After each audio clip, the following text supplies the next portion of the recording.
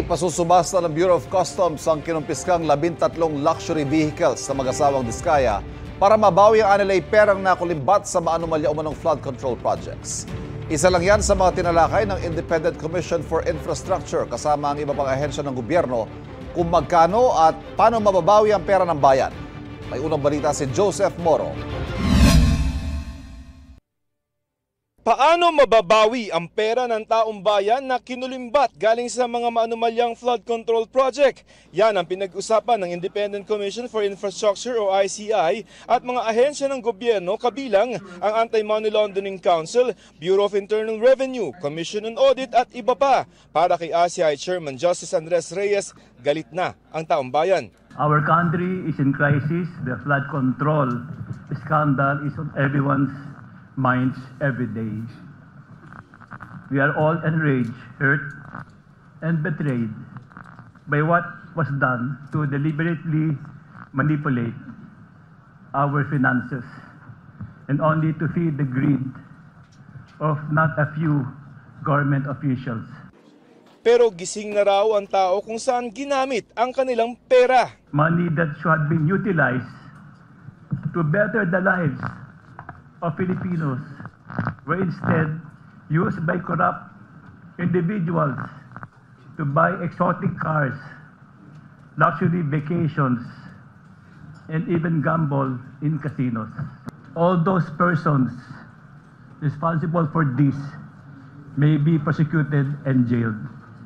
But to completely heal our nation, justice is not enough. We need restitution. Pero magkano ang perang nakulimbat at magkano ang maibabalik? Sa lawak at dami ng mga maanumalyang flood control project, hindi pa yan matiyak ng ICI. Sa ulat ng DPWH, may nadiskubre ng lampas 400 mga umano'y ghost flood control projects. Sa isang buwan na hearing ng ICI, ang naiimbestigahan pa lamang ay mga proyekto sa Bulacan at sa Oriental Mindoro.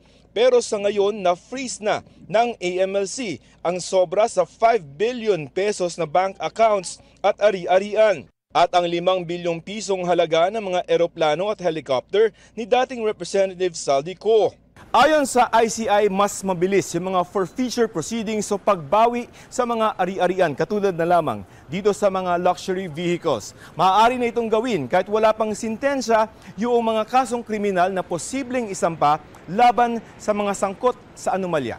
Pagka-forfeiture kasi, ibig sabihin, these properties or this money is not actually theirs, but was taken from, was in a way, not theirs and probably proceeds of a crime. This is different from the criminal aspect. This is administrative and civil remedies, which in a way will be shorter.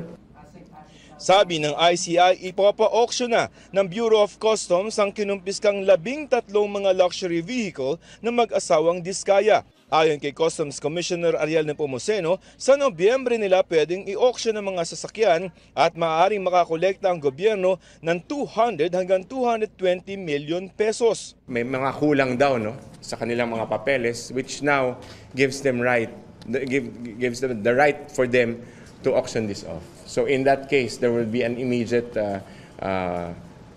recovery with regard to these cars, yung once mabenta na yung mga auto niya.